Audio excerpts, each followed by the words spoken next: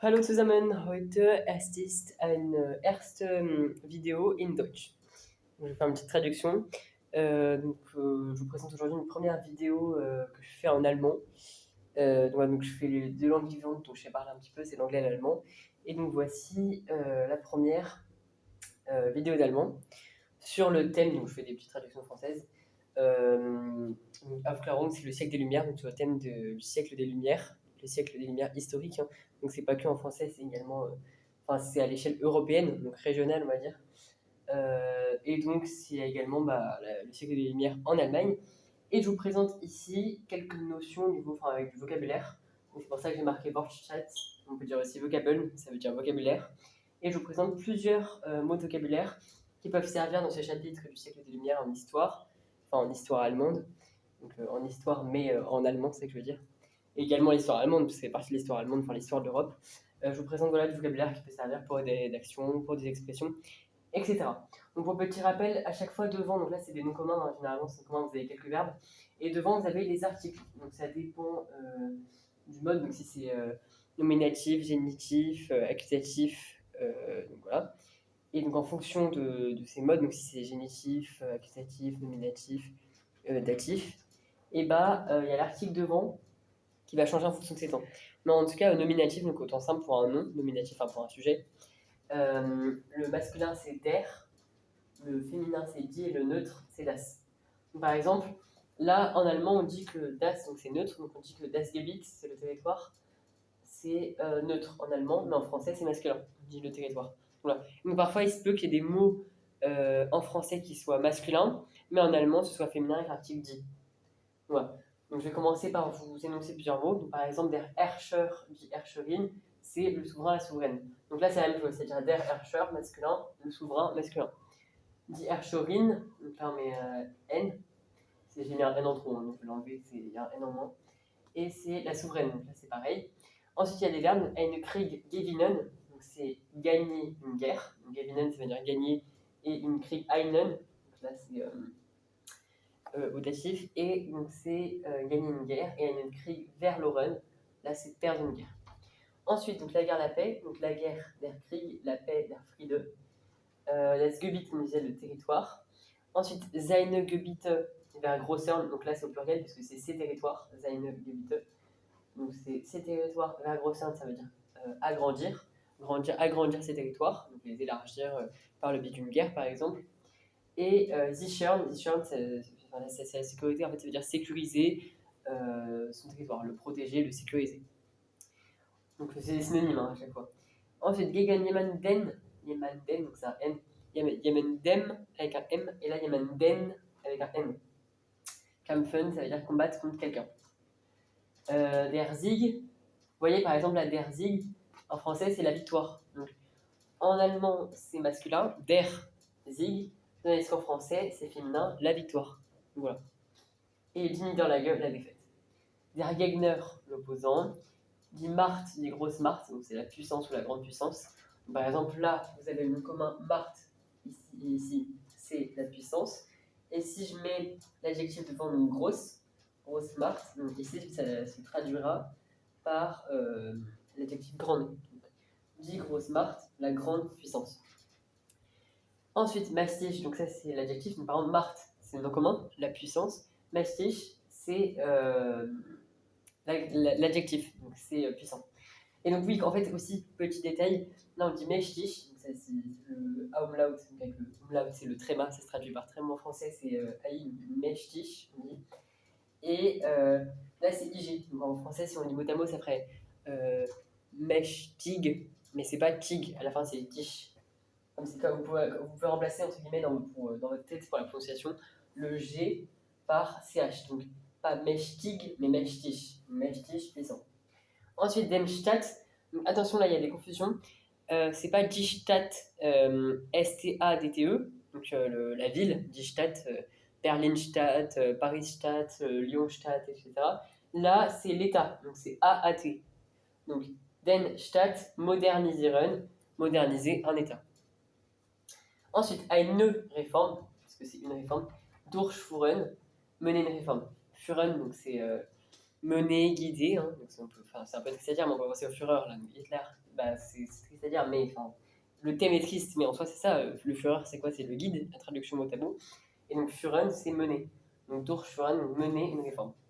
Etwas abschaffen, donc c'est abolir quelque chose. Etwas, en fait, ça veut dire quelque chose. C'est j'abolis quelque chose. Et parfois, vous avez voilà, des verbes à préfixer par exemple. Par exemple, durchführen, abschaffen. Et du coup, quand vous le conjuguez, ça s'inverse. Donc, führen, durch, schaffen, ab, etc. Ensuite, donc là, c'est le thème. Hein. Aufgeklärt, c'est l'adjectif de die Aufklärung. Donc, die Aufklärung, c'est le siècle des Lumières. C'est donc le siècle des Lumières, donc c'est le nom commun, le commun de la lumière du siècle, le siècle des Lumières. Aufgeklärt, c'est l'adjectif qui veut dire éclairé. Donc c'est dans le thème de la lumière. Ça, c'est le thème général. Et il y a le mot qui est rééclairé. Ensuite, Karflöte spielen, jouer de la flûte. Donc, quelle flûte? On précise traversière. Donc là, c'est un verbe, spielen. Ça finit en n. Komponieren, musizieren. Donc là, on dit komponieren. Donc c'est composer la musique, faire de la musique dans le sens la fabriquer, la concevoir, la composer, l'écrire. Et musizieren. Donc là, c'est pas musizieren, c'est musizieren. On appuie sur le ti comme si c'était TSI, tieren, musizieren. C'est faire la musique, mais dans le sens la jouer, ou pratiquer la musique. Ensuite, die Freundschaft. Donc là, c'est die Freund, F-E-R-E-U-N-D. Et Schaft, donc là, c'est les mots en allemand, S-C-H. S-C-H-A-F-T, c'est l'amitié. Ensuite, vous avez dit Beziehung zu jemandem. Donc, dit Bezi, voilà encore le T, TSI, enfin, c'est le Z. Beziehung, on dit Jung comme s'il y avait un J. En fait, c'est un H, Jung. Sou, donc Tsu, comme si c'était SU. Le Z, c'est. En fait, c'est pas Zou, comme en français, c'est comme si c'était TS. Tsu. Tsu Yemandem. Donc là, c'est un M et pas un M. Donc ça veut dire, je vais descendre, ça veut dire la relation à quelqu'un. Et das Verhältnis, donc c'est V-R-H-A umlaut, donc c'est pas L-T-N-I-S, donc das Verhältnis, Zu Yemandem, toujours M, c'est le rapport à quelqu'un. Donc je vais vous montrer d'autres mots. Et juste avant, je vais corriger la petite erreur. Ici, voilà, c'était dit Erschögen. IN. Ensuite, donc, je vais descendre.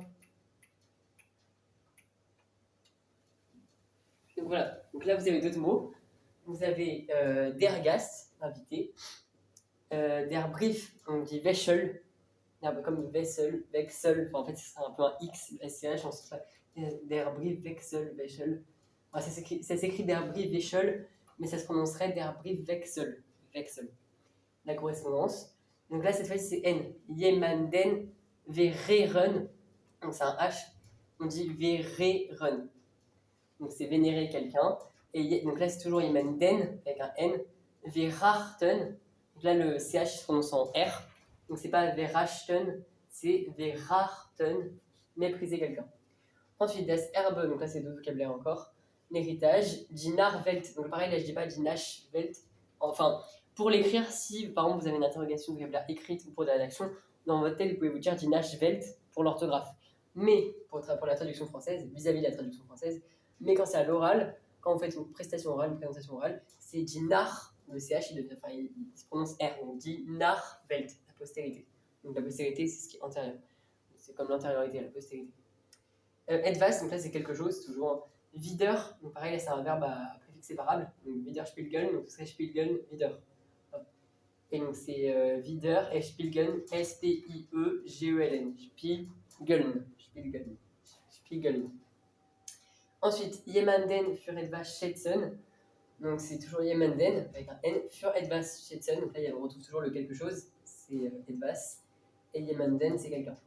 En fait, ça dépend donc si c'est du datif, du nominatif, accusatif, etc. Un certain côté, ce sera jemanden avec un N comme nono, ou alors jemandem avec un M comme maman. Donc voilà, ça dépend. Et donc, jemanden für etwas schätzen. Schätzen, ça c'est AI. Schätzen. Là, en plus, là, il y a un T, donc ça joue bien. Schätzen, là, il faut le prononcer en schätzen. C'est apprécier quelqu'un pour quelque chose. Donc, j'apprécie mon ami parce qu'il m'a rendu un service. Donc j'apprécie qui? Mon ami, donc là quelqu'un, donc j'apprécie mon ami. Pourquoi? Parce qu'il m'a rendu service. Donc j'apprécie mon ami pour le service qu'il m'a rendu, donc j'apprécie quelqu'un pour quelque chose. Ensuite, il dit Offenheit. Donc là, on insiste sur le H. Height, c'est l'ouverture. Donc c'est par exemple un pays qui s'ouvre à la culture d'un autre pays, donc c'est une ouverture sur le monde. Par rapport à l'économie, ça se traduirait par une ouverture économique. Ensuite, der Widerspruch. Donc là, pareil, c'est pas Spruch, c'est Spruch, et le U, c'est son O. Der Widerspruch, c'est la contradiction. Widerspruchlich, contradictoire. Donc là, par exemple, c'est le nom. Der Widerspruch, la contradiction, c'est le nom commun. Et Widerspruchlich, contradictoire, c'est l'adjectif.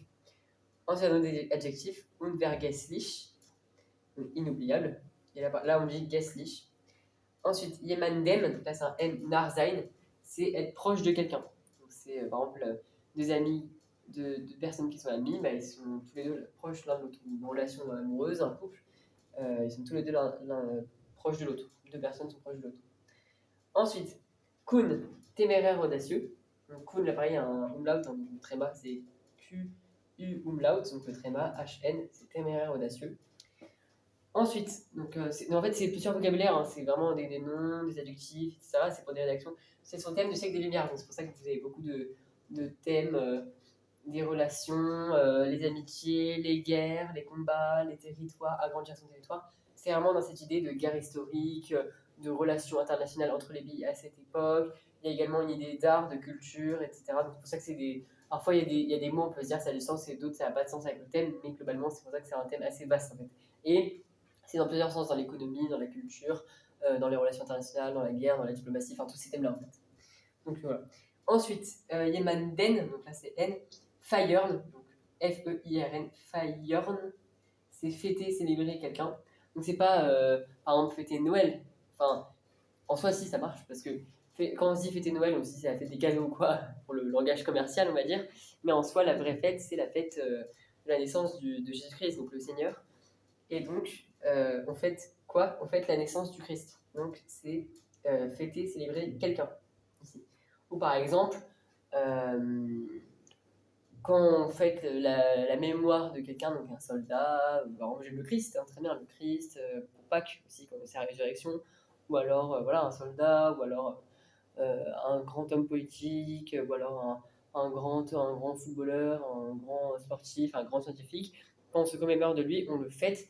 Donc parfois il y a la fête, un événement, par exemple fête des 200 ans de la science ou je ne sais quoi, ou de l'invention d'un institut scientifique, l'Institut Pasteur ou je sais pas quoi.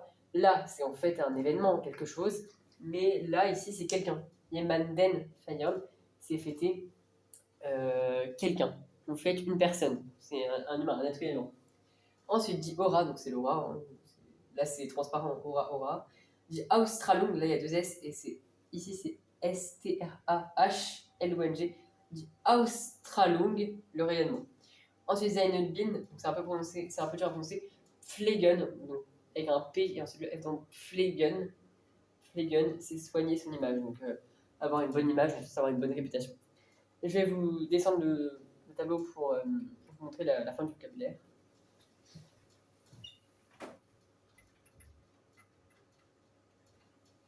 Donc, du coup, là, c'est le dernier vocabulaire qui reste, donc on est là.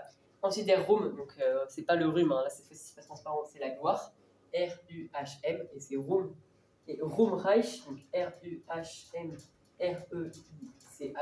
c'est glorieux. Et donc moi aussi, je vous donne un conseil quand vous devez écrire des mots. Parfois, vous dites c'est compliqué, Ruhmreich ou des grands mots, il faut décomposer. Vous dites Ruhmreich, c'est quoi? C'est Ruhm, R-U-H-M, comme gloire, et ensuite Reich. Et vous les collez ensemble. Par exemple, on va voir les phrases après, il va y avoir des mots, on va les décomposer. Donc, sich ein Schloss anschauen, ausschauen, donc c'est un verbe après verbe séparable. Ça veut dire regarder un château, donc, dans le sens l'admirer, l'observer. Donc voilà, par exemple, là, la grande phrase. Ein Schloss nach, donc là, c'est pas nach, c'est nach. Hein, si vous vous rappelez le CHCR, donc nach. Donc, à l'écrit, vous pouvez vous dire Ein Schloss nach, comme ça, vous vous souvenez encore une fois que c'est N-A-C-H. Mais à l'oral, c'est R. Donc, Ein Schloss nach seinen Vorstellungen bauen lassen.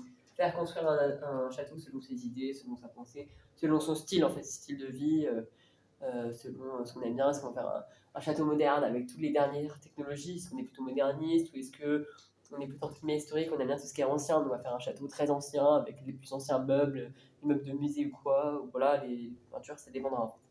Voilà.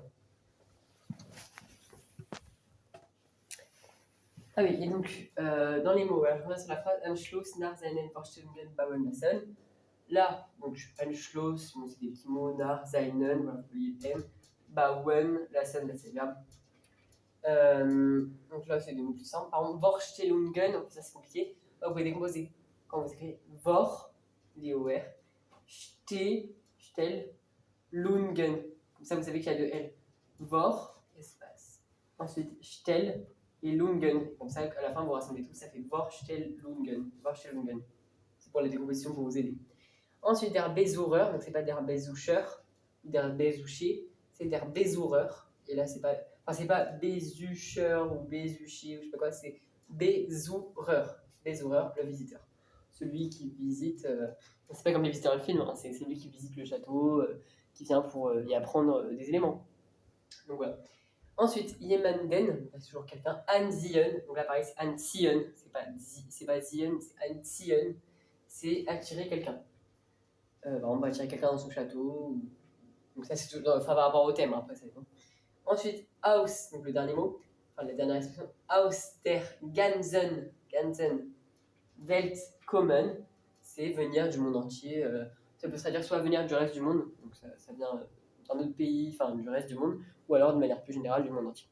Voilà donc pour ces expressions, ces différents mots, expressions, donc, que ce soit des verbes, des adjectifs, des mots communs, à différents temps. Donc voilà pour les mots en allemand en traduction. Sur le thème, encore une fois, voilà, du siècle des Lumières, celui d'un point de vue économique, politique, social, culturel, etc. Et voilà, donc autant d'un côté les méthodes de décomposition à l'oral et la prononciation de comment bien prononcer à l'oral, mais aussi la prononciation entre guillemets, l'expression à l'écrit, comment bien orthographier voilà, les mots. Je vous remercie et cette vidéo s'achève. Dankeschön, auf Wiedersehen, tschüss.